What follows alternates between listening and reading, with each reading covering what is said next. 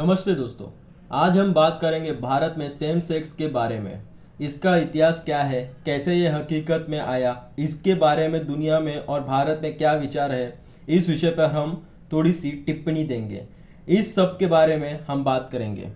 और जैसे कि आपको पता है, आजकल सुप्रीम कोर्ट में भी यह टॉपिक बड़े ज़ोरों शोरों से चल रहा है। बड़े बड़े वकीलों और जजेस, 5 जजेस के कॉन्स्टिट्यूशन बेंच ने इसके ऊपर अभी सुनवाई जारी रखी है।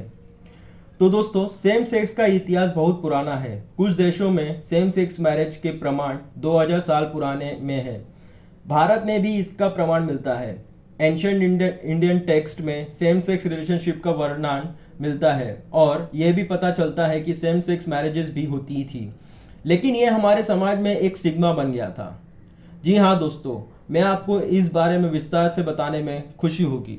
दोस्तों, सेम सेक्स मैरिजेस का इतिहास बहुत पुराना है और कुछ देशों में इसके प्रमाण 2000 साल पुराने भी है। भारत में भी इसका प्रमाण मिलता है।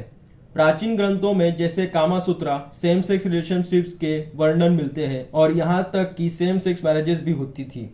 कामा सूत्रा 2nd सेंचुरी सीई का है और इस ग्रंथ में विभिन्न प्रकार और यौन व्यवहारों के बारे में बताए गए हैं, जिसमें सेम सेक्स रिलेशनशिप भी शामिल है।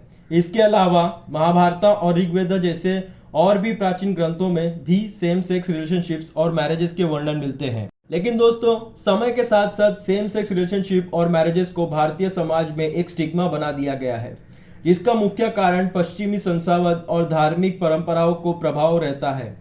आज भी भारत में बहुत से लोग सेम सेक्स रिलेशनशिप और मैरिजेस को अनैतिक और अकृत्रिम मानते हैं। इस बात का ख्याल रखना जरूरी है कि सेम सेक्स रिलेशनशिप और मैरिजेस के लीगल रिकॉग्निशन का प्रश्न भी भारत में बहुत चिंताजनक है और कई धार्मिक और सामाजिक संस्थाएं इसके विरोध करती हैं। लेकिन 2018 में इंडियन सुप्रीम कोर्ट ने होमोसेक्सुअलिटी को लीगल करार दिया और इस फैसले में यह भी कहा कि सेक्सुअल ओरिएंटेशन प्राइवेसी का एक महत्वपूर्ण अंग है और LGBTQ+ समुदाय के लोगों को दूसरे नागरिकों के समान अधिकार दिया। दोस्तों, इस सही कदम के बाद भी सेम सेक्स मैरिजेस को भारत में अभी तक लीगल रिकॉग्निशन नहीं मिला है और LGBTQ+ समुदाय के लोगों के लिए समाज में पूरी तरह से समानता और स्वीकृति पाने के लिए अभी बहुत कुछ करना है। सेम सेक्स मैरिजेस के बारे में भारतीय समाज में विचार बहुत अलग अलग है दोस्तों।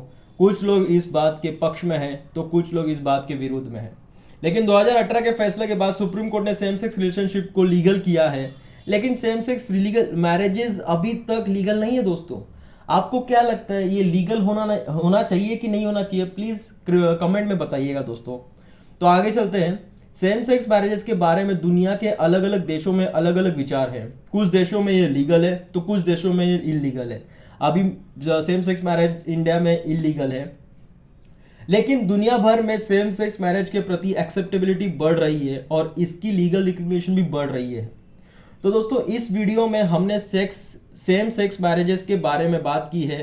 सेम सेक्स मैरिजेस का इतिहास बहुत पुराना है, लेकिन आज हमारे समाज में यह एक स्टिग्मा बन गया है।